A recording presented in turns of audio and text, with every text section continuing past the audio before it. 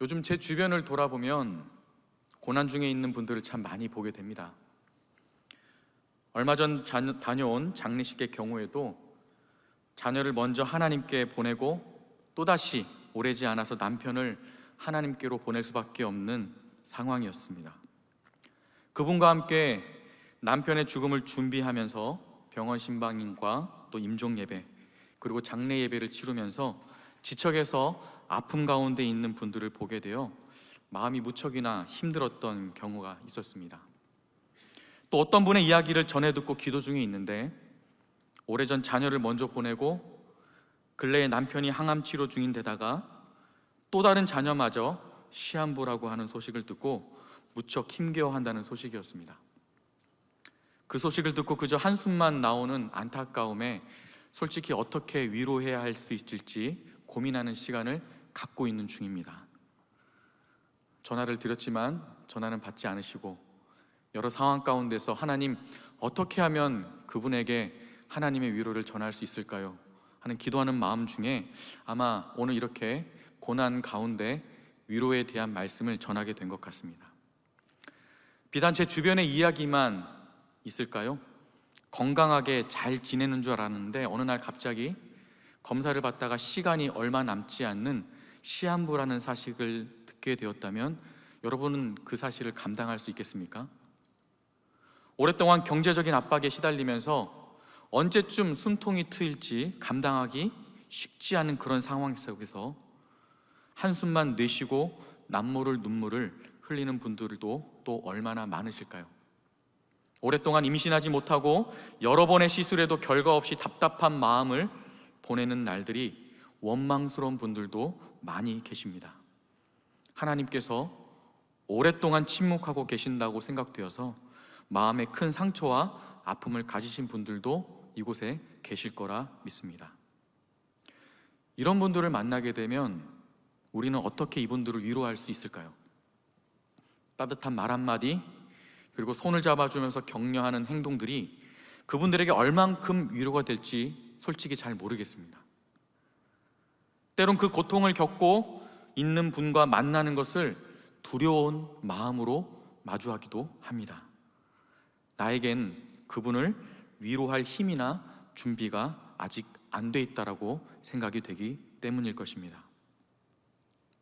심지어 많은 고난을 겪고 있는 분들을 만나게 되면 겉으로는 아무렇지도 않는 표정을 짓고 있지만 그분의 삶이 도대체 어떻길래 이렇게 고난이 많을까라고 고민했던 적도 있습니다.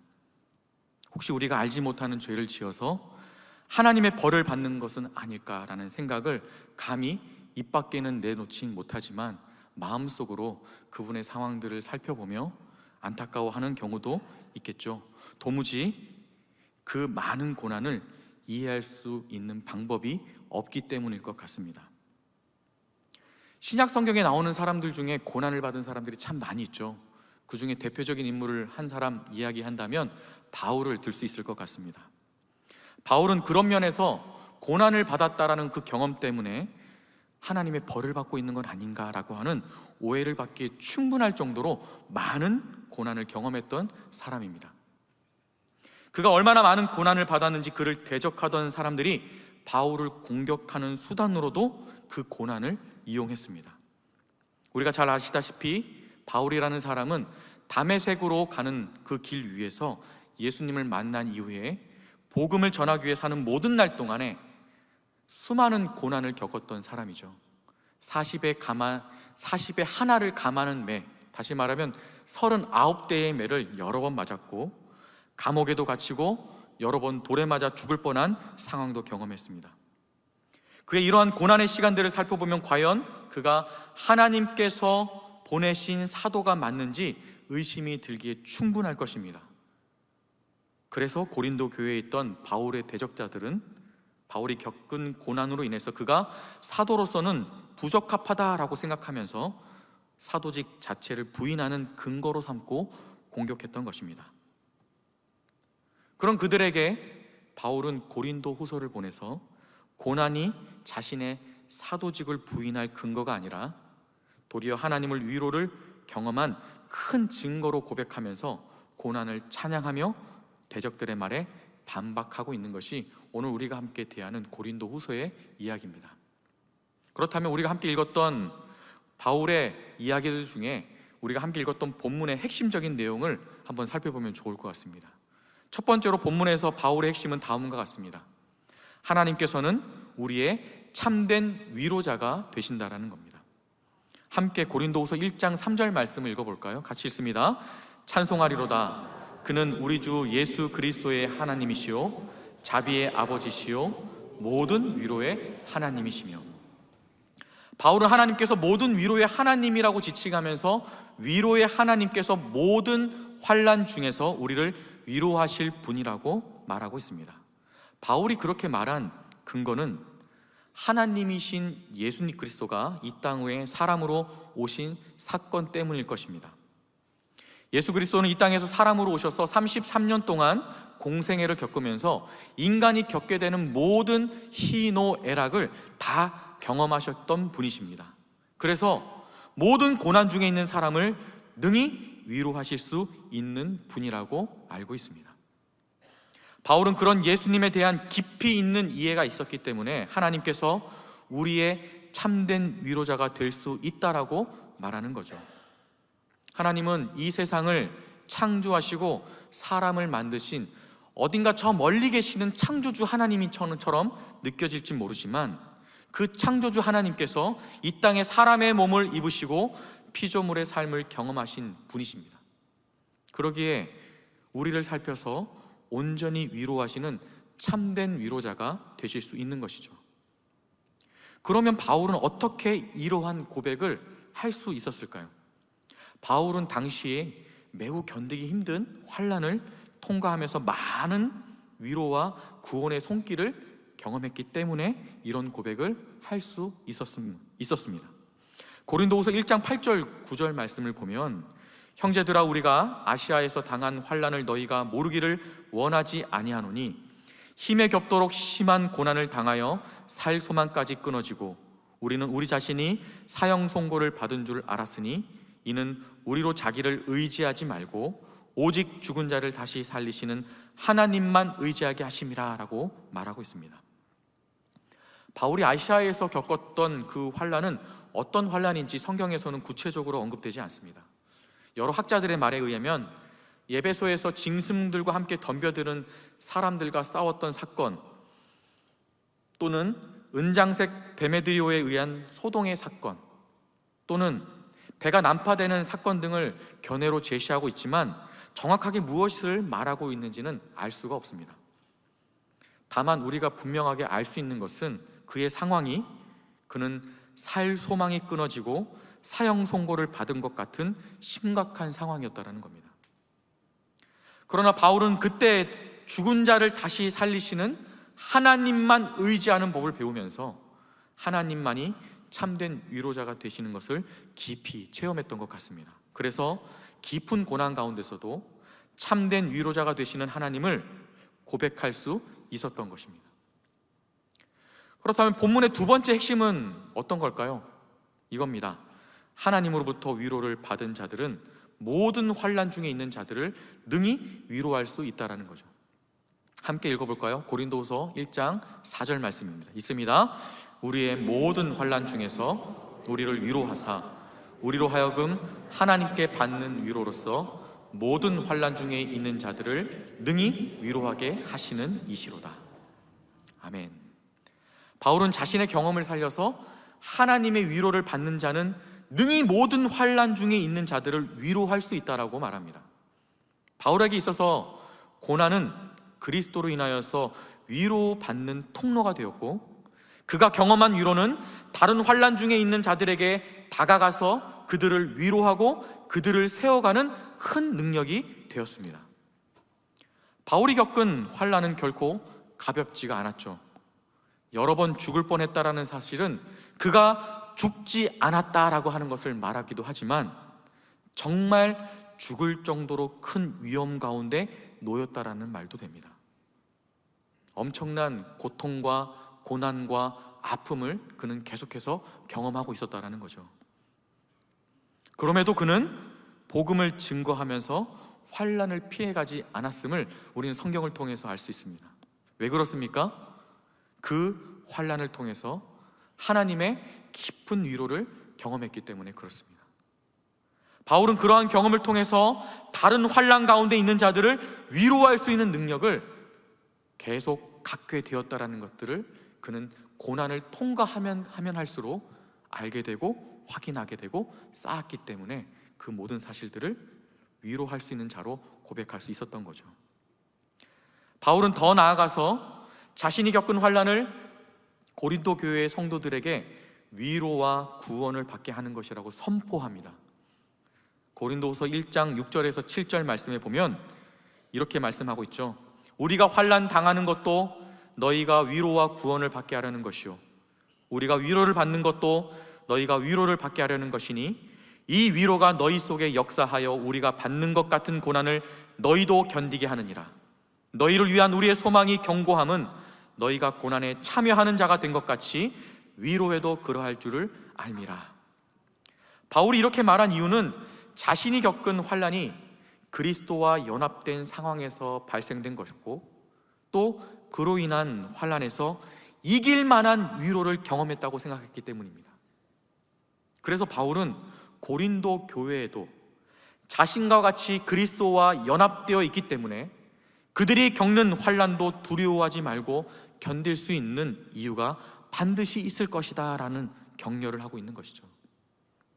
바울은 이렇게 자신을 공격할 수단으로 고난을 언급했던 고린도 교회에 편지하면서 그 고난을 통해 어떤 하나님의 위로가 있는지 그리고 그 위로는 어떤 능력을 가지고 있는 것인지를 전하고 있는 것입니다.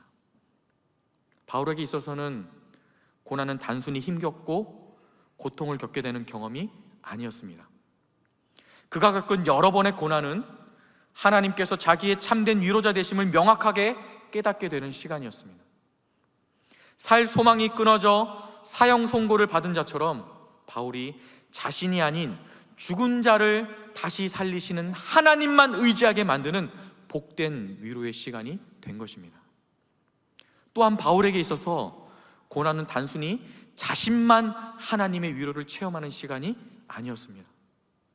하나님의 위로를 받는 자신을 통해서 고린도 교회의 성도들을 비롯한 또 다른 사람들을 능히 위로해 줄 수 있는 하나님의 도구로 재인식할 수 있었던 시간이 된 것입니다. 저와 여러분도 많은 고난 가운데 놓여 있을 수 있습니다. 그러나 그 고난이 결코 저와 여러분들을 절망과 좌절에 빠져서 허우적거리게 놔둘 수 없는 줄 믿습니다. 고난으로 깊은 상처와 아픔으로 비전을 향해 달리지 못하게 하거나 공동체 속에서 생명을 살리는 일에도 제외하지 못할 것을 확신합니다. 왜냐하면 오늘 바울이 고난을 통해 경험한 위로의 하나님이 저와 여러분의 하나님이 되시고 또한 저와 여러분처럼 연약하고 부족하고 어디 쓸데없는 그 사람을 들어서 다른 사람들을 위로하게 하는 위로의 도구로 사용하실 것이기 때문입니다. 저를 보면 별로 고난을 많이 겪지 않은 사람처럼 보이죠? 진짜로 그렇게 보이시는가 봅니다. 사실 제 삶이 그렇게 녹록한 삶은 아니었습니다. 사랑의 교회에서 여러 번의 설교의 과정이 있었고 또 시간들이 있었지만 이 이야기는 처음 하는 것 같아요. 부모님께서 목회를 하시다가 지방으로 가시게 돼서 제가 고등학교 2학년 때에 동생들과 서울에 따로 살게 되었던 경험이 있습니다. 동생 2명과 부모님을 떠나서 따로 지내는 것이 처음에는 무척이나 달콤한 시간이었습니다. 그런데 시간이 점점 지나면서 어머니가 해주시는 밥이 그리워지기 시작하더라고요. 그리고 동생들을 제가 돌봐야 된다는 그 책임이 참 무겁게 느껴지는 시간이 다가왔습니다. 그러다가 어느 날 사고로 바로 아래에 있는 가운데 동생을 먼저 천국으로 보내는 경험을 하게 되었습니다. 그 경험은 지금도 쉽사리 잊혀지지 않는 저만의 상처가 되었어요. 가장 먼저 시체를 확인하고 그의 죽음을 확인하였던 그 시간은 저에게 힘겨웠던 경험이 되었고 지금도 부모님께 쉽게 말씀을 드리지 못하는 죄송함으로 남아있는 상처가 되었습니다. 물론 저희 부모님께서는 자녀를 먼저 천국으로 보내야 했던 그 아픔으로 어쩌면 저보다 더 큰 아쉬움과 후회와 아픔이 있었을 것입니다. 한동안 동생을 먼저 보내야 했던 상처에서 쉽게 나오지 못했던 기억이 납니다. 그러나 그 시간을 지금 돌이켜보면 한 20년 전의 이야기입니다. 분명 고난의 어려운 시간이 되었지만 죽음에 대한 빠른 인식과 그 아픔이 하나님에 대해서 더욱 분명하게 이해하고 인식하게 되는 시간이 되었던 기억이 납니다. 하나님을 어렸을 때부터 의식하고 의지하면서 그분의 위로를 경험하고 살았던 시간이 되었던 거죠. 그래서 그 시간이 너무나 큰 아픔이었고 절망이었고 상처였고 고통이었지만 이제는 그것이 나한테, 저한테 큰 힘이 되어서 비슷한 상황 속에 놓여 있는 가정을 위로할 수 있는 하나님의 능력이 되어 감사한 시간이 됩니다. 비단 저뿐이겠습니까? 이 자리에 혹은 영상으로 예배를 참여하는 많은 분들이 각양각색의 고난 가운데 하나님의 위로와 그 능력을 경험하셨을 것입니다. 그리고 자신을 향한 위로로 끝나지 않고 다른 이들을 위로하는 하나님의 도구로 쓰임받고 있을 것입니다. 그렇다면 오늘 이 말씀을 통하여서 이 사실을 가지고 우리가 함께 적용해 볼 수 있는 것이 어떤 것이 있을까요?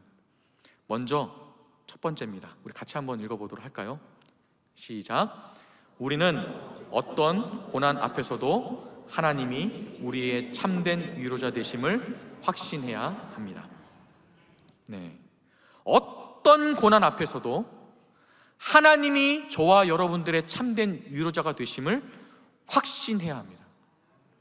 우리는 더 이상 세상의 위로로 우리의 위로를 채울 수 없는 존재가 되었습니다. 왜냐하면 우리가 하나님의 자녀가 되었기 때문입니다.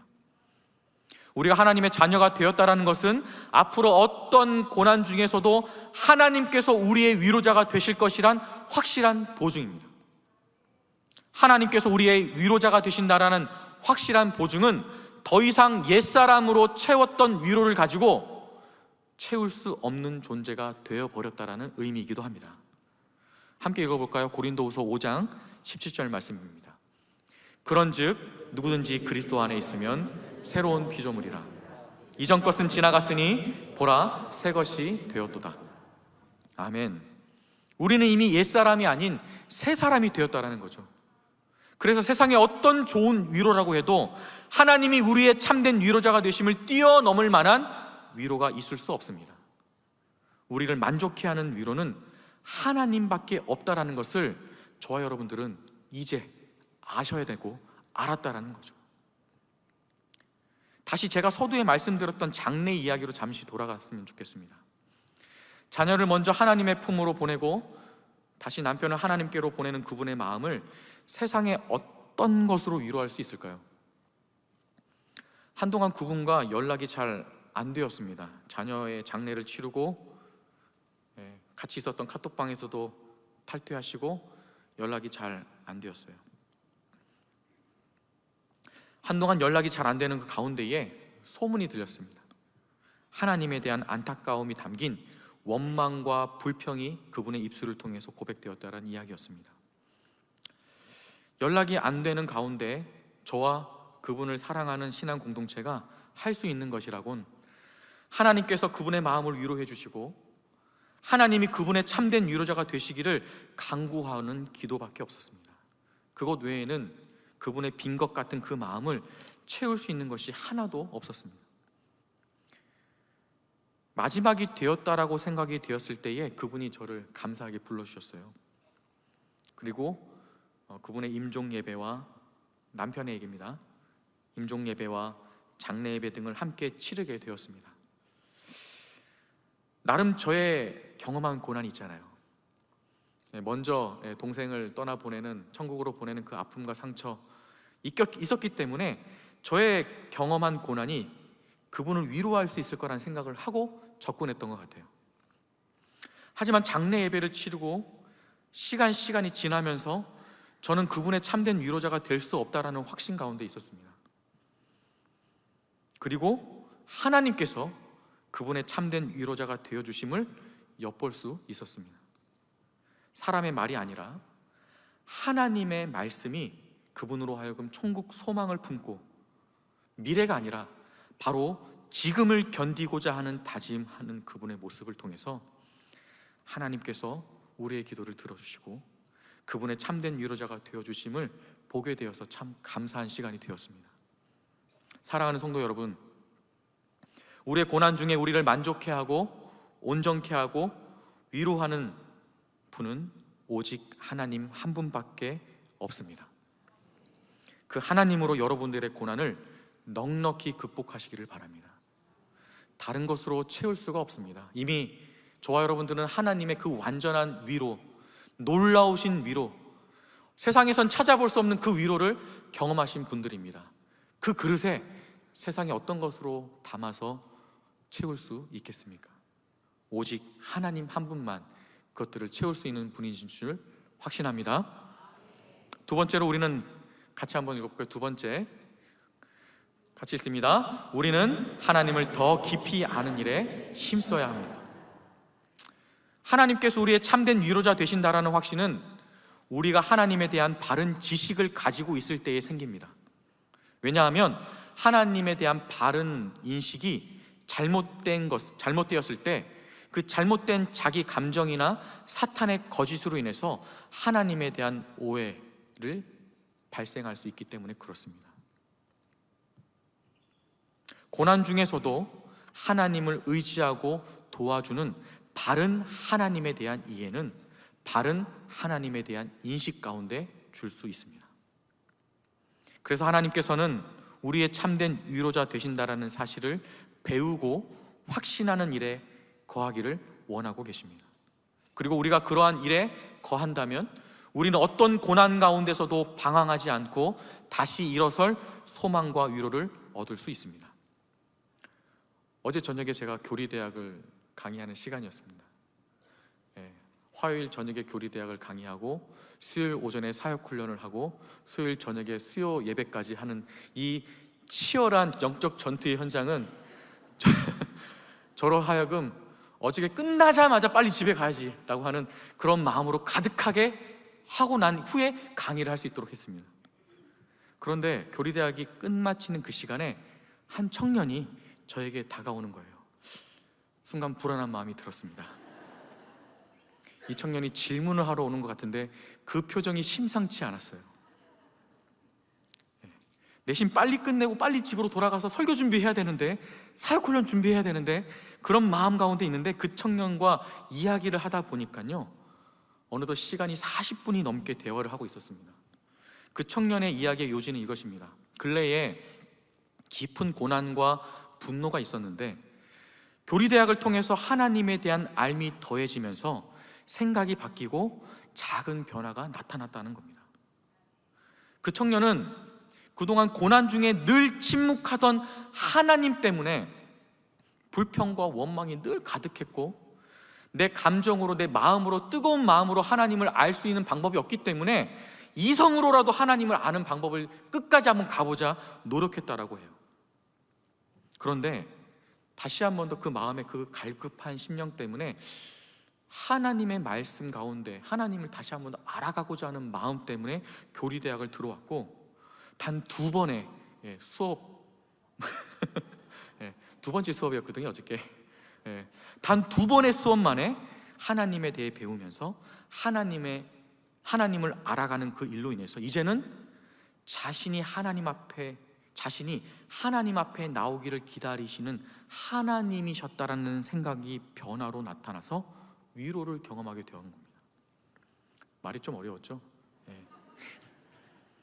다시 고난 중에 늘 원망과 불평했던 그 마음이 하나님에 대해서 단 2번 배우고 익히는 과정을 통하여서 그 마음이 하나님이 침묵하고 계셨던 것이 아니라 사실은 너가 나에게로 오기를 기다리고 계셨다라는 인식으로 바뀌어서 그 마음에 위로를 받고 돌아갔다는 거예요. 그렇습니다. 하나님에 대해서 깊이 알면 알수록 우리는 어떤 고난도 극복할 수 있는 위로를 경험하게 됩니다. 불평과 원망에 쌓여있던 그 마음에 어쩌면 하나님이 나를 기다리고 계셨던 것 아닌가라고 하는 스쳐 지나가는 하나님에 대한 알미 깊어지며 나에게 허락된 그 위로를 통해서 하나님의 말씀을 통해 진정한 위로를 경험하고 돌아가는 그 청년을 통하여서 하나님은 이렇게 나를 위로하시는구나, 내일 설교해야 되는데 이렇게 귀한 지체를 보내주셔서 하나님의 말씀을 나눌 수 있도록 도와주시는구나 라는 위로 또한 저도 경험하게 되었습니다. 사랑하는 성도 여러분, 우리 하나님은 우리를 누구보다도 온전히 위로하실 참된 위로자가 되십니다. 그러기에 어떤 고난 가운데 있다 해도 주저하거나 머뭇거리지 말고 위로자 되신 하나님을 확신하면서 의지하시기를 바랍니다. 한번 말씀 읽어볼까요? 데살로니가 후서 2장 16절에서 17절까지 말씀입니다. 같이 읽습니다.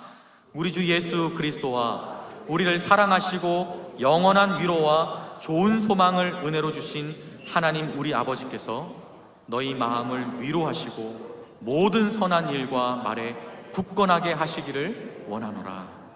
아멘. 참된 위로자 되시는 하나님을 아는 일에 힘써 나아간다면 그가 우리의 영원한 위로와 좋은 소망을 은혜로 주시는 분을 확신할 수 있습니다. 그 사실을 믿고 고난 중에 넘치는 위로를 경험하는 저와 여러분들이 되기를 바랍니다. 세 번째로 같이 한번 볼까요? 세 번째입니다. 같이 읽습니다. 하나님의 위로를 나누고 경험하는 교회 공동체로 나오시기를 바랍니다. 우리가 고난 중에 위로를 기대할 수 있는 것은 고난을 통해 우리에게 허락된 위로로 또 다른 사람들을 위로하게 하시려는 하나님의 계획이 있기 때문에 그렇습니다. 우리를 들어서 하나님의 위로의 도구로 사용하실 하나님의 계획이 있기 때문에 하나님께서는 우리에게 반드시 위로를 허락해 주실 것입니다. 그런데 이 일은 우리가 속한 예배 공동체 그리고 말씀 공동체에서 일어나는 일입니다. 훈련반이나 다락방에서도 활발하게 일어나는 일이죠. 함께 예배하며 함께 말씀을 나누고 함께 울며 함께 기도하는 시간을 통해서 우리는 하나님께서 위로받는 공동체를 통해 우리에게 깊은 위로를 허락해 주심을 경험합니다.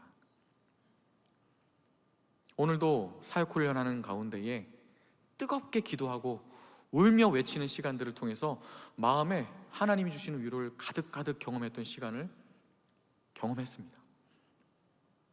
또한 주일 예배나 수요 예배, 토요 비전 새벽 예배는 어떻습니까? 하나님의 위로를 경험한 자들이 모여서 예배하는 시간입니다.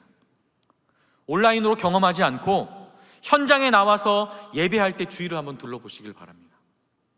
하나님께서 한 사람 한 사람 찬양과 말씀을 통해서 위로하시는 것들을 목도할 수 있습니다. 아까 전까지만 해도 졸던 분이 찬양하는 가운데에 두 손 들고 찬양하는 모습을 보게 되고, 말씀에 깊이 들어가며 그 마음 가운데에 강력한 하나님의 임재를 경험하는 표정 가운데에 있는 분도 목도할 수 있습니다. 하나님께서 그들을 위로하실 때에 그 위로가 또한 나에게까지 전해지는 것도 체험할 수 있는 것입니다. 고난 중에 있을 때 여러분 찬양을 부르고 싶은 마음이 별로 없다라는 것을 경험하셨죠? 경험이 없으신가 보네요. 저는 있었습니다. 예전에 하나님께 크게 실망하고 상심했던 적이 있어요. 그때 아내가 저를 불러서 가정 예배를 드리자고 했습니다. 그 가정 예배에 평소 자녀들을 데리고 억지로 앉히고 막 말씀 익히고 찬양 부르면서 했던 예배였는데, 그때는 자녀들도 억지로 앉히지 않고 오로지 둘만 드리는 예배가 되었습니다. 사실 왔다 갔다 하는 그 아이들 앉혀놓고 예배하고자 하는 의지가 없었기 때문에 그랬던 것 같아요. 아내가 선곡한 찬양을 처음 부르는데 목사인 제 입에서 찬양이 나오지 않는 거예요. 입을 다물고 있었습니다. 아내 혼자 그 한 곡을 다 부르더라고요. 그런데 그런 저를 아내는 책망하지 않으시고 묵묵히 또 다른 찬양을 선곡하여서 함께 부르자고 하셨습니다.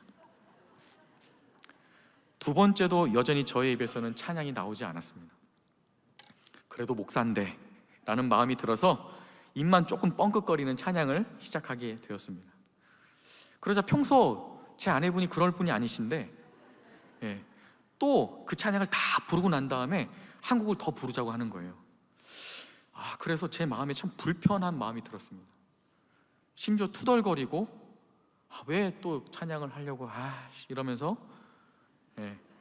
그럼에도 불구하고 내무부 장관 되시는 그분께서 얘기하시는 그 찬양을 억지로 펴서 억지로 찬양을 따라 부르기 시작했습니다. 하나님께서 어떻게 저에게 이러실 수 있냐며 불평과 원망으로 가득했던 제 마음이었기 때문에 정말로 찬양을 하고 싶지 않았던 저의 모습이 그대로 그 표정 가운데 나타났던 건데, 놀라운 일이 벌어졌습니다. 계속 홀로 부르던 아내의 찬양에 맞춰서 제가 찬양을 하고 있는 겁니다.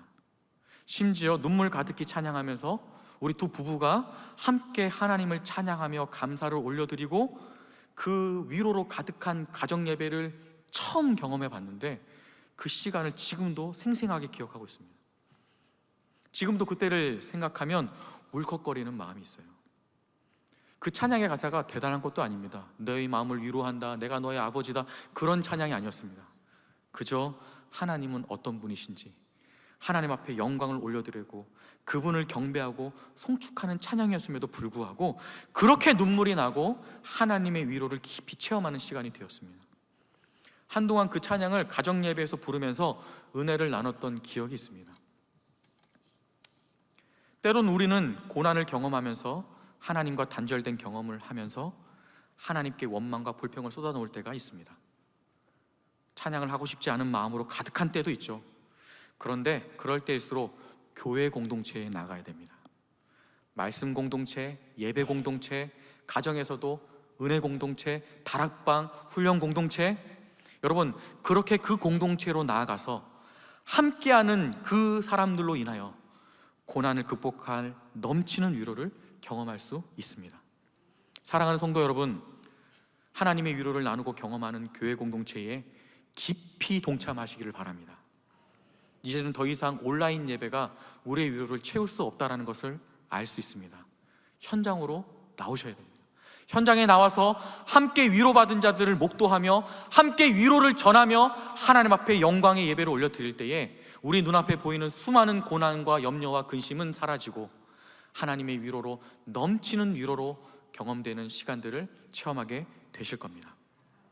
함께 예배하고 찬양하는 영가족을 통해서 우리는 고난 중에도 큰 위로를 경험하고, 특별히 예배 현장에 나와 경험하는 그 위로를 통하여 하나님 앞에 영광과 찬송을 올려드릴 때에 하나님께서는 고난 중에서도 우리를 붙드셔서 넘치는 위로로 채우시는 것뿐만 아니라 하나님의 귀한 도구로 사용하심으로 하나님의 비전을 이루어가는 하나님의 영광스러운 보좌로 나아가게 하는 은혜를 허락해 주실 줄 믿습니다.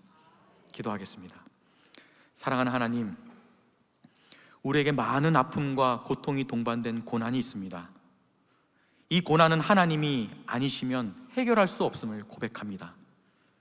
우리를 불쌍히 여기시고 긍휼을 베풀어 주셔서 하나님이 우리의 참된 위로자가 되셔서 어떤 고난 가운데서도 하나님만 바라보며 고난 가운데 넘치는 하나님의 위로를 경험하는 우리 모두가 되게 하여 주옵소서. 감사드리며 예수님 이름으로 기도하옵나이다. 아멘.